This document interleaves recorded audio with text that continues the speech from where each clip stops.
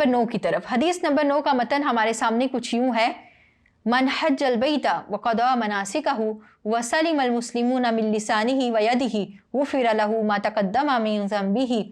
जिसने बैतुल्लाह का हज किया और उसके मनासिक पूरे अदा किए और मुसलमान उसकी ज़बान और उसकी हाथ से महफूज रहे तो उसके पहले गुनाह मुआफ़ कर दिए गए। आइए बढ़ते हैं हदीस की वजाहत की तरफ। इस हदीस में क्या हुक्म दिया गया है, इसका मरकज़ी मज़मून क्या है, तो इससे हमें ये पता चलता है ये हदीस हज बैतुल्लाह से मुतालिक है, हज बैतुल्लाह के फ़वाइद और फ़ज़ाइल से मुतालिक है।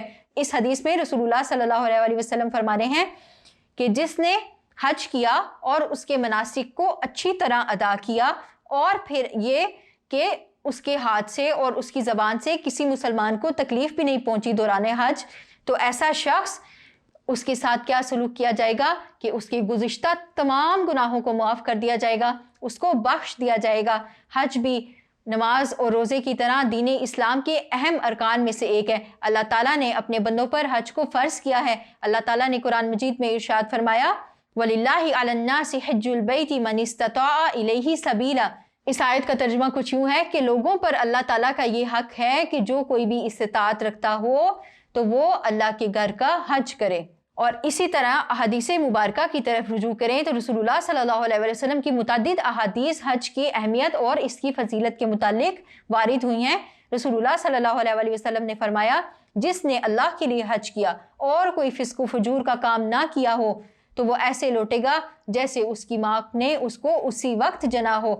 यानी हज करने की इस कदर फजीलत है, इस कदर अहमियत है कि जब कोई अल्लाह रब्बुल इज़्ज़त की खातिर हज बैतुल्लाह करता है तो उसके गुज़िश्ता तमाम गुनाह इस तरह से मुआफ़ कर दिए जाते हैं, इस तरह से मिटा दिए जाते हैं कि गोया उसकी माँ ने उसको उसी वक्त जना हो।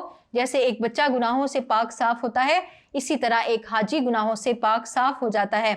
जैसा कि मनासिक हज का इसमें बयान आया है तो आपको बताते चलते हैं कि हज के कुछ मनासिक हैं, उनमें से कुछ फ़र्ज़ हैं और कुछ सुन्नत हैं, लेकिन उनका अदा करना लाजिम है, तभी आपका हज मुकम्मल होगा। और इस हदीस में भी इस बात की सराहत की गई है कि हज के मनासिक अदा करें। तो मनासिक हज क्या हैं? मनासिक हज 8 ज़िलहज से लेकर 13 ज़िलहज तक जारी रहते हैं।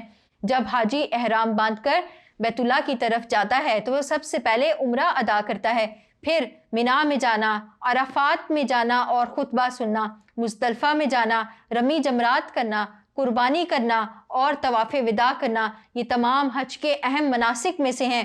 तो जो भी इन मनासिक को बहुत अच्छी तरह से अदा करेगा तो अल्लाह ताला उसके पिछले गुनाहों को मुआफ़ कर देगा। लेकिन इसके साथ एक और शर्त भी इस हदीस में रख दी गई और वो ये है कि आपने दीगर मुसलमानों को अपनी ज़बान और हाथ के एज़ा से महफूज रखना है, क्योंकि हज बैतुल्लाह में तमाम ममालिक से आए हुए लाखों लोग शरीक होते हैं, तो वहाँ पर बेपनाह रश होता है। ऐसा भी होता है कि कभी किसी को धक्का लग जाता है, कभी ऐसा भी होता है कि गर्मी की तमाज़त से दिमाग गर्म हो जाते हैं तो इंसान भी गर्म हो जाता है, यानी उसको गुस्सा जल्दी आ जाता है, तो किसी का गलती से लगा हुआ हाथ भी लड़ाई की सूरत अख्तियार कर लेता है, तो वहाँ पर गाली गलोच होने लगती है, लोग एक दूसरे को बुरा भला कहने लगते हैं। तो यहाँ पर एक मुसलमान को मना किया जा रहा है कि आप हज पर जा रहे हैं तो आपने इन चीज़ों से दूर रहना है, फिस्को फजूर का कोई काम नहीं करना।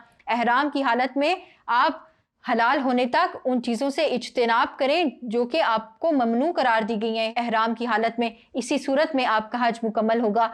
तो जो कोई हज के दौरान हज के मनासिक को अच्छी तरह अदा करे और उसकी ज़बान और हाथ से मुसलमान महफूज रहे तो उसकी गुज़िश्ता तमाम गुनाह मुआफ़ कर दिए जाएंगे। उम्मीद करती हूँ आपको इस हदीस की समझ आ गई होगी। आइए बढ़ते हैं अगली हदीस की तरफ।